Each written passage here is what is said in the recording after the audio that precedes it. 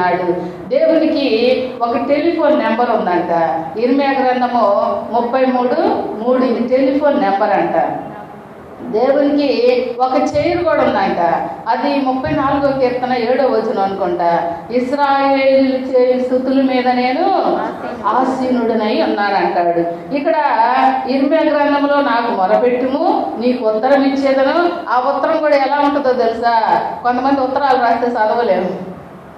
నేను మొన్న ఒక కవిత చదివా. ఏమంటే ఫ్రెండ్ గురించి రాస్తూ మిత్రమా మిక్చర్ పొట్లమా విన్నారా? పూర్తిగా రాలేదు, కానీ ఇప్పుడు ఏదో సందర్భం వచ్చిందో తక్కువ పెట్టి గుర్తొచ్చింది. మిత్రమా మిక్చర్ పొట్లమా నీ కొరకు నేను ఎదురు చూస్తున్నాను.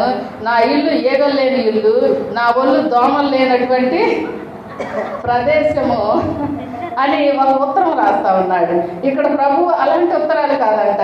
నాకు మొరపెట్టుము నీకు ఉత్తరం ఇచ్చేదను, నీవు గ్రహించలేని గొప్ప సంగతులను నేను నీకు తెలియజేస్తాను అంటున్నాడు. ఈ మధ్య సీక్రెట్లు అసలు ఎవ్వరు కూడా చెప్పని సీక్రెట్లు ఉంటాయండి, ఉండవు. ఎవ్వరు ఒక లీస్ట్ ఫ్రెండ్ కానీ లాస్ట్ ఫ్రెండ్ కానీ ఒకరు పెట్టుకుంటాం, వాళ్ళకి చెప్తాం. కానీ ఇక్కడ ఒకరికి మనం చెప్పేదాకా కూడా కాదు, ప్రభువే మనకి గ్రహింపలేనటువంటి విషయాలను చెప్తూ ఉంటాడు. రెండో విషయాన్ని మనం చూస్తే కీర్తనల గ్రంథము 50వ కీర్తన 15వ వచనాన్ని చూస్తే అక్కడ కూడా ప్రభువు మనకు ఒక మాట చెప్తున్నాడు. చూడండి, కీర్తనల గ్రంథము 50వ కీర్తన ఆపత్కాలమున నీవు నన్ను గూర్చి మొరపెట్టుము, నేను నిన్ను విడిపించెదను, నీవు నన్ను మహిమపరచెదవు.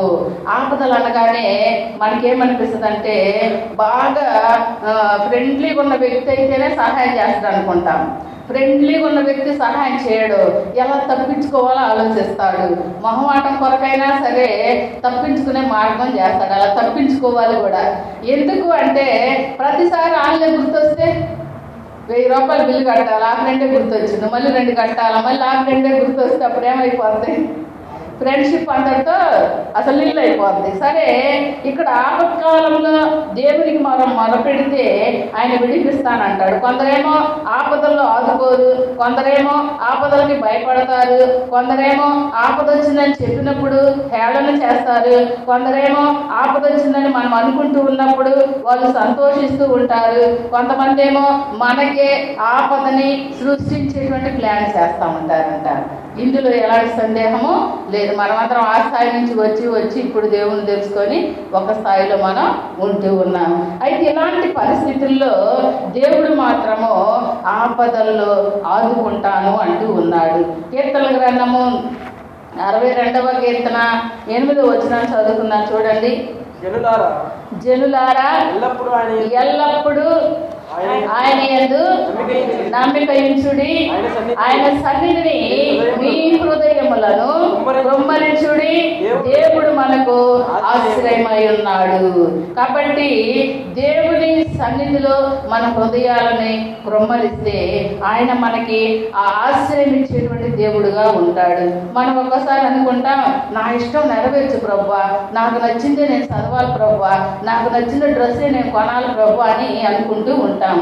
అలా అనుకోవాలి. మరి మనం కూడా ఈ లోకంలో సంతోషంగా ఉండమని చెప్పాడుగా ప్రసంగి గ్రంథంలో, తినుము తాగుము సంతోషించమన్నాడు. చివరిలో ఒక టిష్టి పెట్టాడు, వీటన్నిటికీ నీకు లెక్క అడుగుతానని చెప్పాడు. అక్కడ పడింది మరి స్విచ్. అయితే ఇక్కడ కూడా మనకి ఇష్టమైతే అడుగుతాం, మంచిదే అడగాలి.